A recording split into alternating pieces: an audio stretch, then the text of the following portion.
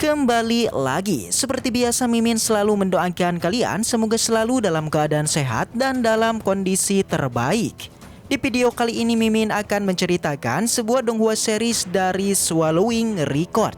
Dan bagi kalian yang mungkin baru gabung, Mimin saranin untuk nonton bagian sebelumnya dulu. Linknya ada di deskripsi. Tak berlama-lama, langsung aja kita masuk ke isi ceritanya.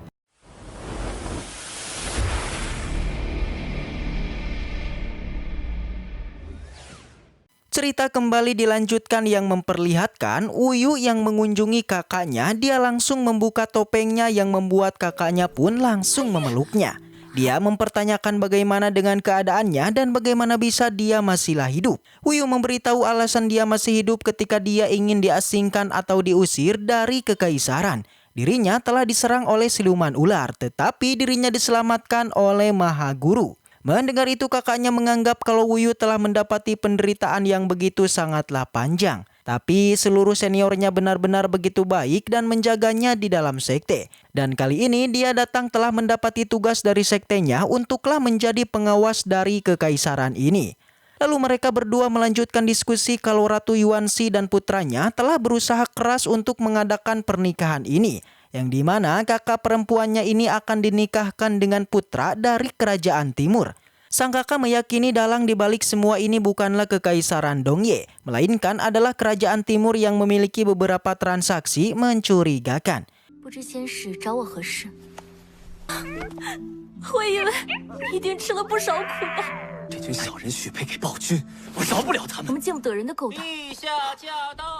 Tidak lama dari itu, datanglah Yang Mulia yang mencoba mengunjungi keadaannya karena dia telah mendapati informasi dirinya telah mendapati serangan.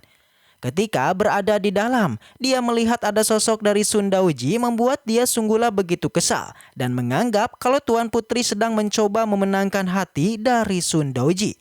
Jadi dia tidak akanlah membiarkannya dan dia tetap mempertanyakan bagaimanakah keadaannya. Dan secara tiba-tiba, tubuh dari Wuyou langsunglah ditarik dan mengancamnya. Jadi permintaan dari Yang Mulia janganlah melibatkan Sun Daoji dalam semua ini. Karena dengan rencana kecilnya ini bisa menjadi sebuah kekacauan untuk kerajaan mereka.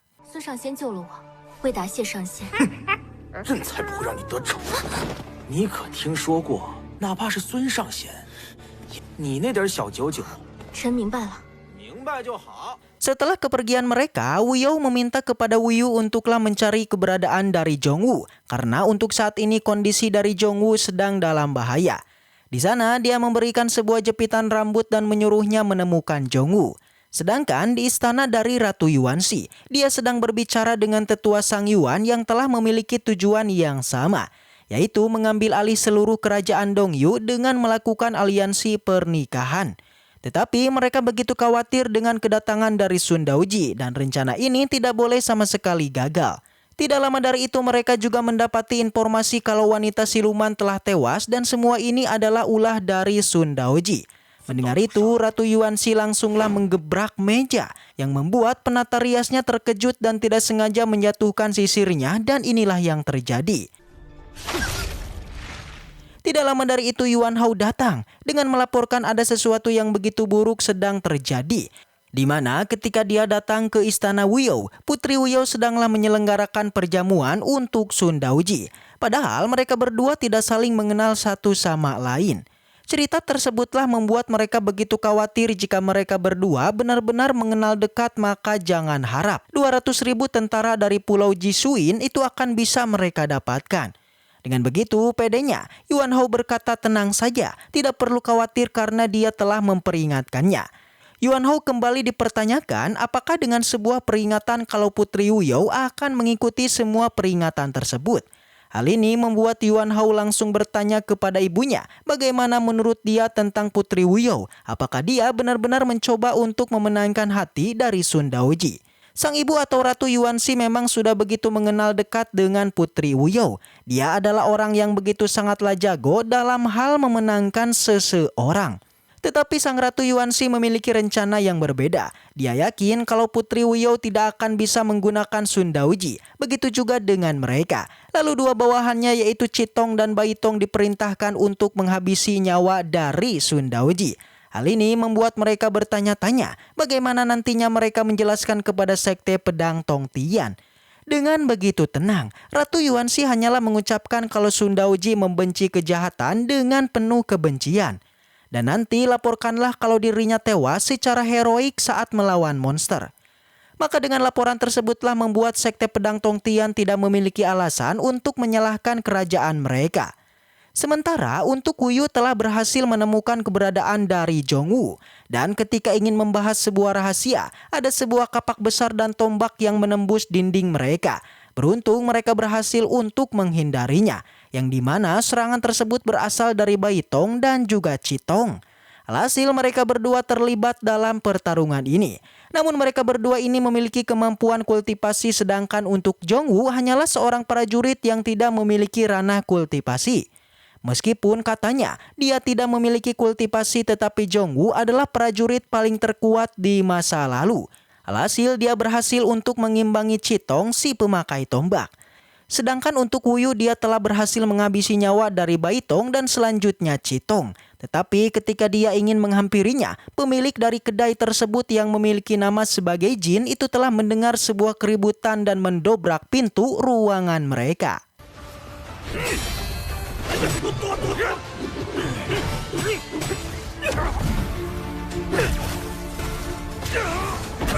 别闹出人命了！ Setelah berhasil memenangkan pertarungan tersebut, mereka berdua juga membakar Baitong dan juga Chitong. Di sana, Wuyu dan Jongwoo kembali pergi ke tempat pengungsian, tetapi kedatangan mereka berdua ini langsung dipertanyakan. Apakah mereka datang untuk membawa mereka ke tempat upacara? Mendengar itu, mereka sama sekali tidaklah mengetahui apa itu upacara tersebut. Hal inilah membuat para pengungsi menganggap kalau mereka adalah monster yang akan mengambil nyawa mereka. Jongwoo menekankan kepada mereka Tuan Bai yang mereka kenal dan sangat mereka percaya itu adalah monster yang sebenarnya di dalam kota ini. Justru mereka berdua datang untuk menyelamatkan mereka. Tetapi sayangnya mereka sama sekali tidak percaya. Tidak lama dari itu terdengarlah suara orang yang berasal dari luar sedang menuju ke tempat mereka. Mendengar itu, keduanya pun memutuskan untuk keluar dan mencari tahu sebenarnya apa yang dimaksud dengan upacara tersebut. Sementara untuk Ratu Yunxia, dia telah mendapati informasi baru kalau musuh telah melarikan diri dan Baitong dan Chitong telah dijatuhkan olehnya. Informasi tersebut membuat sang ratu sungguh begitu marah. Ternyata untuk dua bawahannya sama sekali tidak begitu berguna. Sang tetua yang berada di belakangnya meminta kepada Ratu Yunxia untuk mencari beberapa bawahan yang cukup kuat. Karena untuk sekelas mereka berdua aja tidak mampu, berarti kemampuan dari Sun Daoji ini tidak bisa diremehkan. Dan jika dia ingin menghabisi nyawa dari Sun Daoji, itu boleh-boleh saja. Tetapi harus mempunyai rencana yang begitu matang. Ratu Yunxia hanya berkata, itu jangan khawatir, dia akan meninggal dunia karena dibantai monster. Tetapi untuk tetua sebagai gurunya juga meminta kepada Ratu Yunxia jangan pernah meremehkan sekte pedang Tongtian. Karena untuk sekte pedang tersebut juga memiliki dukungan yang begitu kuat, yaitu tebing Peng Shui. Mungkin saja dalam penyelidikan ini akanlah melibatkan tebing tersebut, dan jika dia meremehkan tebing Peng Shui, maka semua rencana yang telah mereka siapkan bertahun-tahun akan hancur dalam sekejap. Dan pertanyaan berikutnya, bagaimana kelangsungan dengan upacara tersebut yang nantinya upacara ini akan diselenggarakan sesuai jadwal esok hari. Ternyata upacara Xian'er ini adalah upacara penumbalan. Nantinya mereka yang telah menjadi tumbal tidak akan lagi menjadi manusia. Sementara Wuyu dan Jongwoo yang telah berada di kuil sama sekali tidak menemukan para pengungsi. Yang ternyata para pengungsi ini telah dipindahkan oleh pasukan kerajaan.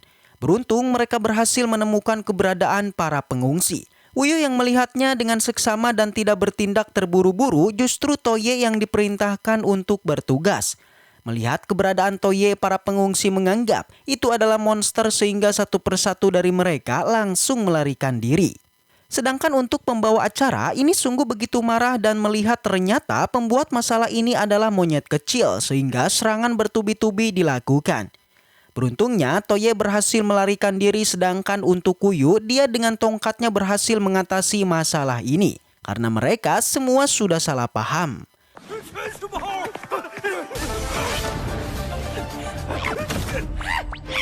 然再次闹事！来人，给我把他拿下！ Tetap aja pembawa acara ini menganggap dia adalah seorang monster yang sedang menyamar. Beruntung saja permasalahan mereka tiba-tiba terhenti dengan munculnya cahaya yang begitu terang yang ternyata itu adalah tetua Hao Tian yang berasal dari sekte Song Yuan. Dengan kedatangannya dia memberikan penjelasan kalau itu hanyalah seekor monyet kecil saja dan mereka tidak perlu untuk takut. Selain itu dia meminta kepada panitia di sana untuk melanjutkan acara ritual ini. Sedangkan untuk Wuyu dia merasa ada sebuah kejanggalan. Dia yakin dengan melakukan ritual penyembuhan ini sudah pasti ada sesuatu yang dia sembunyikan. Singkat cerita setelah acara selesai, Hao Tian yang disebut sebagai pelindung abadi menitipkan barang kepada panitia untuk diberikan kepada Wuyu, yaitu pil pembersih jiwa abadi. Konon katanya kalau pil ini dapat menyembuhkan semua penyakit. Segera Wuyu langsung menerimanya. Sedangkan untuk Jongwoo dia terus-terusan mempertanyakan apakah benar pil ini bisa menyembuhkan semua penyakit. Dia sangat tidak yakin. Sedangkan untuk para pengungsi ini ternyata mereka sangat percaya, tidak ragu-ragu sama sekali. Mereka langsung meminum pil tersebut. Lantas Wuyu inginlah membuktikan sebenarnya apa yang dia rencanakan. Dia pun langsung meminum pil tersebut. Ternyata memang benar, pil yang diberikan olehnya sesuai yang dikatakan. Tetapi dia tidak tahu pil yang diberikan kepada seluruh para pasiennya apakah ini asli ataukah palsu. Hanya saja Wuyu masih penasaran apa yang sebenarnya sedang dia lakukan. Untuk Jongwoo yang telah melihat kebaikan dari semua ini, dia meminta kepada Sun Daoji untuk mengakhiri penyelidikan ini. Sayangnya Wuyu sama sekali tidak percaya. Dia meminta kepada Jongwoo untuk mengawasi para pengungsi ini. Dan jika terjadi sesuatu kepada mereka, cepat laporkan kepadanya. Setelah acaranya selesai, terlihatlah ada salah satu panitia di sana telah berubah menjadi mayat hidup. Dan setelah itu cerita pun bersambung. Baiklah, mungkin segitu aja untuk pembahasan kali ini. Semoga kita selalu diberikan kesehatan untuk mengawal Donghua ini. Dan sampai jumpa di video selanjutnya.